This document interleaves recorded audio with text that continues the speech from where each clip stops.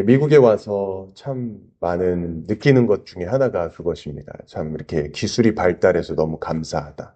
그러니까 이 핸드폰에 이 내비게이션 기능이 있잖아요. 그러니까 옛날에 이제 최근에 어떤 분과도 대화했지만 20년 전에 이제 미국에 처음 와서 지도를 펼쳐가지고 저렇게 다 이렇게 다녔다고 하시더라고요. 집집마다 이렇게 신방할 때도 그렇고. 그런데 요즘에는 이 내비게이션이 있어서 참 얼마나 감사한지, 얼마나 편리한지, 예, 그런 생각을 한번 해보게 되었습니다. 어, 근데 요즘에 이렇게 그래서 이 목적지만 우리가 잘 입력해주면 어디든지, 그죠? 우리가 여기에서 가고 싶은 곳은 어디든지, 길만 있으면 우리가 갈 수 있는 것이죠. 그런데 가끔 우리가 이렇게 내비의 그 말을 듣지 않을 때가 있죠. 예, 내비는 이렇게 가라고 하는데 그 방향대로 우리가 가지 못할 때, 뭐 우리가 그것을 봤는데도 잘못해서 이렇게 다른 길로 들어설 때도 있고, 또 알면서도 또 내비의 그 말을 듣지 않고 그냥 내가 가고 싶은 길을 갈 때도 있습니다. 결국에 목적지에 대해서 이렇게 안내해 주는 대로 따르지 않을 때, 그때 어떻게 되겠습니까? 당연히 뭐 목적지에 늦게 도착하거나 시간이 조금 더 지연되고 또 때로는 아예 엉뚱한 곳으로 또 가게 될 때도 있는 것이죠. 그러니까 문제는 이 내비게이션이 없어가 아니라 문제는 내비게이션의 말을 듣지 않아서 우리가 목적지를 좀 돌아서 가거나 조금 엉뚱한 곳으로 가거나 하는 경우를 우리가 삶 속에서 이렇게 경험하기도 합니다. 그런데 오늘 우리의 신앙도 참 비슷할 때가 있다라고 생각을 합니다. 그러니까 하나님께서는 우리에게 정확한 길을 알려주시는데도 불구하고, 때론 우리가 아, 우리의 마음대로 또 내 생각대로 내 경험대로 그냥 내 마음대로 살아갈 때가, 내가 원하는 대로 살아갈 때가 참 많이 있는 것이죠. 성령님께서는 끊임없이 우리의 마음 가운데 말씀해 주시고 이야기해 주시는데 우리가 듣지 않는 것입니다. 이렇게 교회를 통해서 또 말씀을 통해 설교를 통해서 우리에게 끊임없이 하나님의 말씀을 알려주는데도 우리가 올바른 길을 가르쳐 줌에도 그렇게 살아가지 못할 때가 또 너무나도 많을 때가 있다라는 생각을 해봅니다. 그래서 오늘 이 본문 말씀 이렇게 서두가 조금 길었던 이유는 오늘 본문의 이 유다 백성들이 바로 또 그러했다라는 것이죠. 그들은 하나님을 모르는 사람들이 아니었습니다. 하나님을 잘 아는 사람들이었습니다. 제사를 드렸고 또 성전을 찾았고 예배도 드렸던 그런 백성들이었습니다.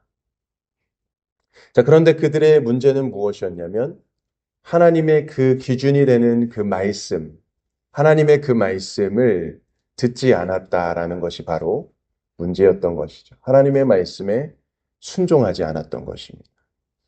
겉으로는 신앙생활을 잘하는 것처럼 보였지만 실제 삶에서는 하나님이 없는, 하나님의 말씀이 없는 삶을 살아갔다라는 것입니다.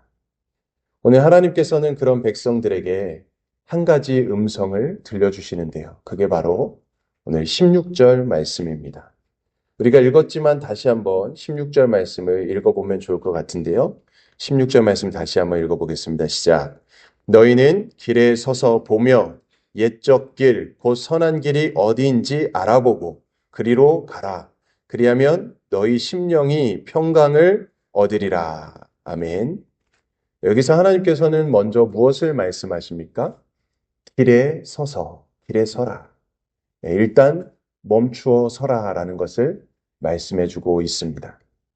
잘못된 길을 계속해서 열심히 가면은 결국에는 엉뚱한 길로 간다고 말씀을 드렸는데, 그러니까 계속해서 잘못된 길을 열심히 가는 것이 중요한 것이 아니라 잠시 멈추어 서서 지금 내가 가고 있는 길이 바른 길인가? 내가 지금 가고 있는 길이 어디로 가는 길인가를 다시 한번 살펴봐야 된다라는 것입니다. 그러니까 우리가 세상 사람들이 바쁘게 살아가면 살아갈수록 잘못 가고 있다는 사실조차 무감각해지고 모를 때가 너무나 많이 있다라는 것입니다. 그래서 하나님은 일단 먼저 멈추어 서서라고 말씀해 주시는 것이죠. 자, 그리고 옛적 길을, 그 선한 길이 어디인지 다시 알아보라는 것입니다. 일단 멈춰서서 옛적 길을 찾으라. 선한 길이 어딘지 알아봐라. 그리고 가라라고 말씀해 주시는 것입니다. 그러니까 이 옛적 길은 단순히 오래된 길이 아니죠. 믿음의 길을 이야기하는 것입니다. 아브라함이 걸어갔던 그 믿음의 길. 모세가 하나님 앞에 순종했던 그 믿음의 길.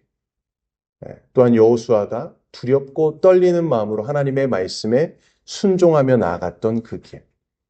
또한 다윗도 하나님 앞에 크게 범죄하였을 때에 그조차도 하나님께 회개하며 나아갔던 그 믿음의 길. 신앙의 선조들이 생명처럼 붙들었던 그 하나님의 말씀의 길, 그 옛적 길로 너희들도 가라라고 말씀해 주고 있는 것입니다.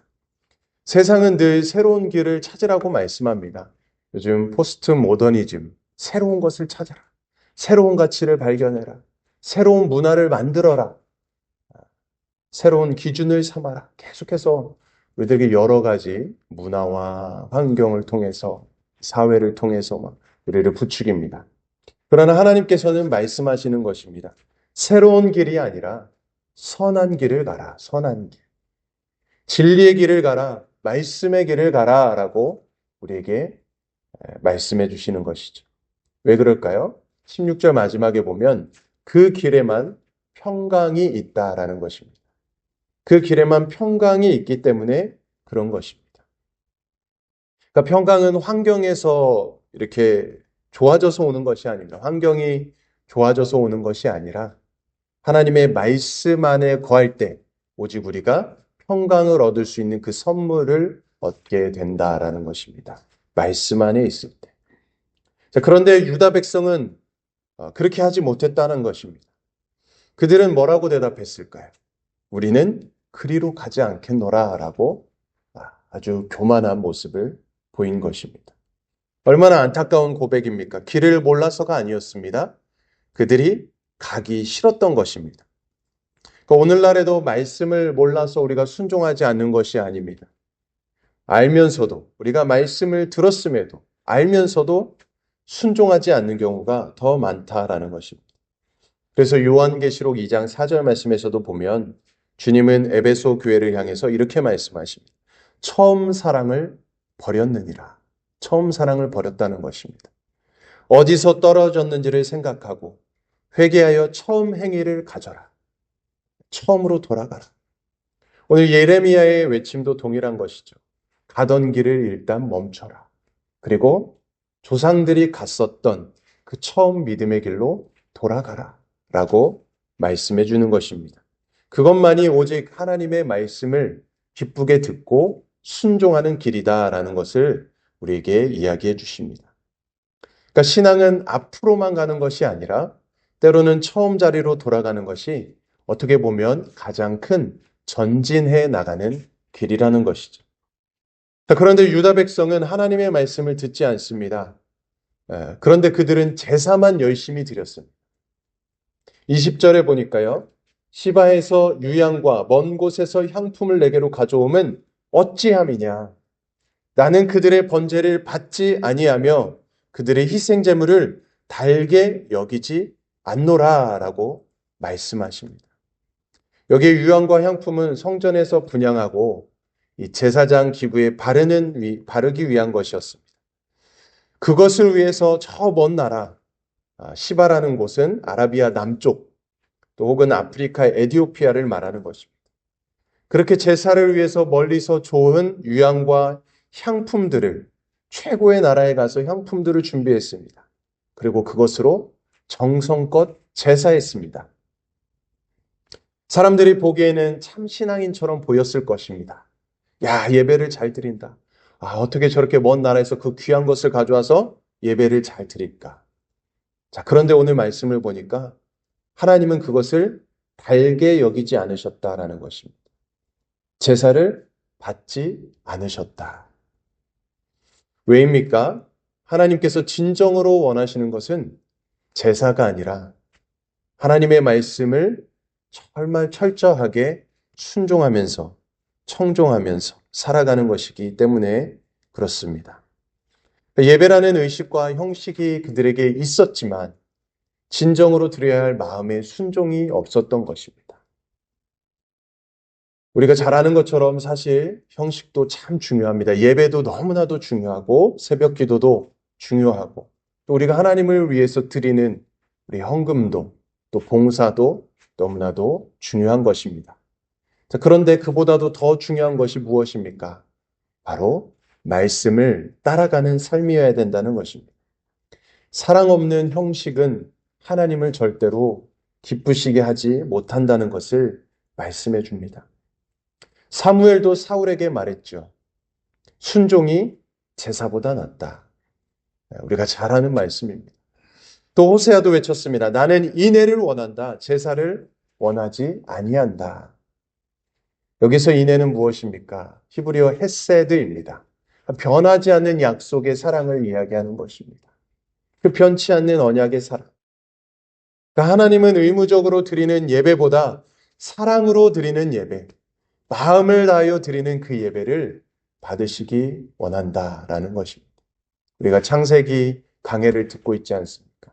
가인과 아벨 둘 다 예배를 드렸습니다. 하나님이 기뻐 받으시는 예배는 아벨의 예배였다라는 것이죠. 우리도 생각해 보면 부모가 자녀에게 가장 원하는 것이 무엇입니까? 자녀가 그 부모의 말을 잘 들어주는 것일 것입니다. 아무리 비싼 선물보다도 그 부모의 마음을 시원케 하는 것, 부모의 마음을 잘 들어주는 것. 하나님도 마찬가지일 것입니다. 우리의 예배가 하나님을 향한 사랑에서 시작되는 것입니다. 사랑하면 우리가 하나님의 말씀을 순종하게 될 것입니다. 더 하나님의 말씀대로 살아가려고 할 것입니다. 어떻게 보면 순종은 사랑의 가장 큰 표현인 것이죠. 그래서 우리 예수님도 하나님 그 사랑 실천하기 위해서 우리를 위해서 십자가를 짊어 주신 것이죠. 자, 그렇다면 이 유다 백성들의 불순종의 결과는 어떠했을까? 19절 말씀인데요. 땅이여 들으라.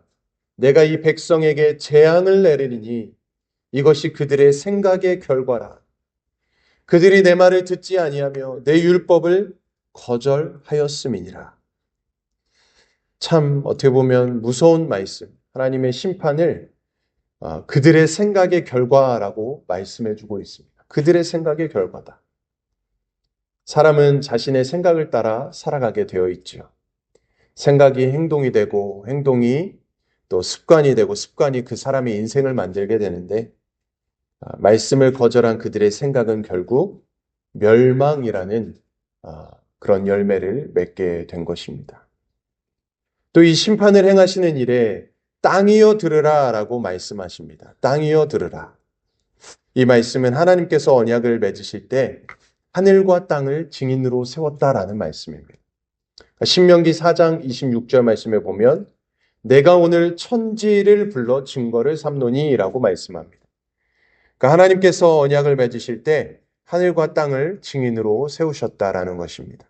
또 이사야 1장 2절 말씀에도 보면 하늘과 땅을 또 증인으로 부르시는데 이렇게 말씀합니다. 소는 그 임자를 알고 나귀도 그 주인을 아는데 이스라엘 백성들 하나님을 거역한다라고 말씀합니다.